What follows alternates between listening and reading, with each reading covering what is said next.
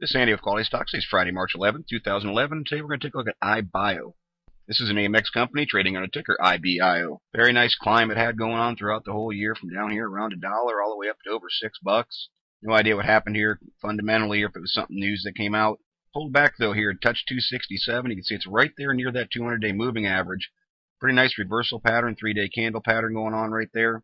Kind of has the look of a morning star doji pattern, but importantly holding that 200-day and looking like it's going to try and bounce off it. We talk about a lot of times that 200 days is a pretty strong source of support or resistance. So now I want to look at this and see how the indicators look.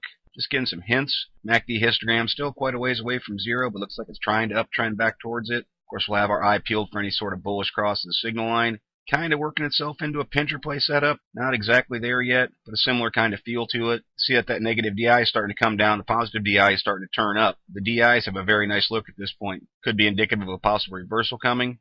MFI is getting buried pretty deep. See the 7's trying to recover, 14's trying to make a little turn, and the 21's actually gone below the 20 barrier. So we'll start to look for reversals at that point as well. Accumulation distribution showing a pretty good sell-off. Looks like it's trying to flatline through here. So we're not getting a lot from these indicators yet. As I say, this is very early on. Can't even really draw that uptrend like that. If the Jacob money flow makes a turn and continues up, well, then we'll see an uptrend. But right now, still not much to get from that. It's just too early to tell. Do get a pretty decent read from the CCI, heading back towards zero, uptrending. We're going to see it break through that negative 100.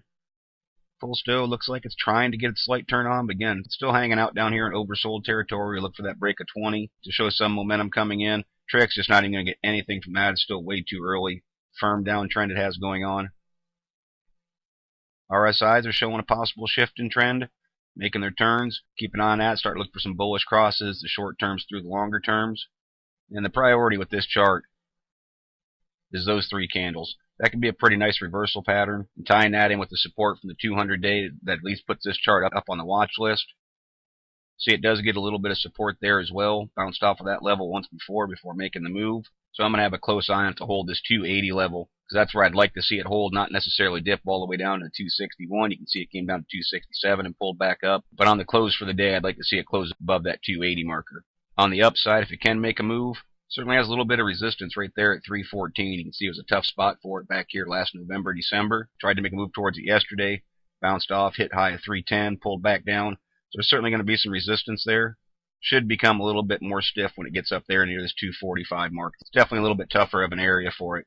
The upside's pretty good at that point. You can see that's over 10% from where it closed today. Something that we always say we look for is at least a 10% upside with the close stop loss, or it's not really worth considering the play. So I think because of that pretty good support and the way it tried to move yesterday, especially on a day that the Dow got pounded and a lot of stocks were down, IBIO actually had a pretty decent day, closing up 2.77%.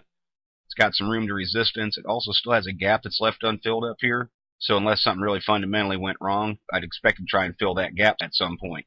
Not unlike it did through here, where it left a gap, filled it, and finally even came back and filled that one. Volume is not huge on this stock. You see 83,000 shares traded. I did take a quick look. This stock only has about 30 million shares outstanding, and I think less than 20 million in the float. So that does help a little bit with understanding the low volume. But certainly we'll be looking forward to try and pick up a little bit and see if investors are seeing this as a buying opportunity, if the support level is going to hold or not. So IBIO, we hit in the watch list, and we'll see where it goes from here. As always, it's merely my interpretation of the IBIO chart. This is Andy with QualityStocks. Thanks for watching. Trade smart.